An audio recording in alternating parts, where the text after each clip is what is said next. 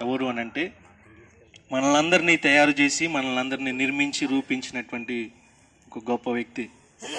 ఈ రోజున మనందరం కూడా బ్రతుకుతున్నాం అంటే అది కేవలం కారణం యేసు ప్రభువారు. మనలందరినీ కూడా అనగా భూమి మీద మానవుణ్ణి తయారు చేశాడు. ఈ భూమిని, సృష్టిలో ఉన్నటువంటి సమస్తాన్ని తయారు చేసింది యేసు ప్రభువారు. ఆ సృష్టిని తయారు చేసి ఆ సృష్టిలో మానవుణ్ణి రూపించినటువంటి వ్యక్తి యేసు ప్రభువారు. మానవుడు ఎలా తయారు చేయబడ్డాడు అని అంటే తన స్వహస్తాలతో, అనగా దేవుడే ప్రతి మానవుణ్ణి కూడా తన స్వహస్తాలతో నిర్మించాడు. దేవుడే ప్రతి మానవుణ్ణి కూడా తన రూపములో రూపించి ఈ లోకానికి తీసుకుని వచ్చాడు. ఆయన ద్వారానే మనం కలిగాం. ఈ రోజున చాలామంది చెప్తున్నటువంటి ఒక మాట, మానవుడు కోతి నుంచి బయటకు వచ్చాడని. కానీ కాదు, మానవుడు ఎక్కడి నుంచో బయటికి రాలేదు. ఈ రోజున మనం ఉపయోగిస్తున్నటువంటి ఫోన్ ఉందంటే దానికి ఖచ్చితంగా సృష్టికర్త ఉన్నాడు. మన ఇంటిలో ఉపయోగించేటటువంటి వస్తువులు ఏమైనా మనం వాడుతున్నామనంటే ఆ వాడుతున్నటువంటి వస్తువులకు ఖచ్చితంగా ఒక నిర్మాణకుడు అనేటటువంటి ఒక వ్యక్తి ఉన్నాడు, సృష్టికర్త ఉన్నాడు. ఆ సృష్టికర్త ఎవరు అని మనం ఒకసారి ఆలోచన చేయాలి. మనల్ని కూడా రూపించిన ఒక వ్యక్తి ఉన్నాడు, మనల్ని కూడా సృష్టించిన ఒక సృష్టికర్త ఉన్నాడు, మన జీవనానికి కారణమైన ఒక ఆయన ఉన్నాడు. ఆయనే మన ప్రభు అయినటువంటి యేసుక్రీస్తు ప్రభువారు. ఆయన ద్వారానే ఈ రోజున మనము జీవించగలుగుతా ఉన్నాం.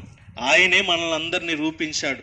అయితే ఆయన రూపించినటువంటి మానవుడు, ఆయనతో సహవాసం చేయవలసిన మానవుడు, ఆయనతో జీవించవలసిన మానవుడు ఆయనకు విరోధముగా పాపం చేశాడు. ఆయన చేయవలసినటువంటి, ఆయన బ్రతకవలసినటువంటి విధానములో బ్రతకవలసిన మానవుడు దేవునికి విరోధంగా పాపము చేయడం ద్వారా, పాపము ద్వారా మానవునికి మరణం వచ్చిందని వాక్యం చెప్తా ఉంది. అయితే ఈ మరణము నుంచి తప్పించేవారు ఎవరు? ఈ మరణము నుంచి విడిపించేవారు ఎవరు? మానవుడు ప్రతి ఒక్కడు కూడా చనిపోయిన తర్వాత ఈ రూపించబడినటువంటి శరీరం ఏదైతే ఉందో ఆ శరీరము మంటిలోనికి వెళ్ళిపోతూ ఉంది. శరీరము మంటిగా మార్చబడతా ఉంది.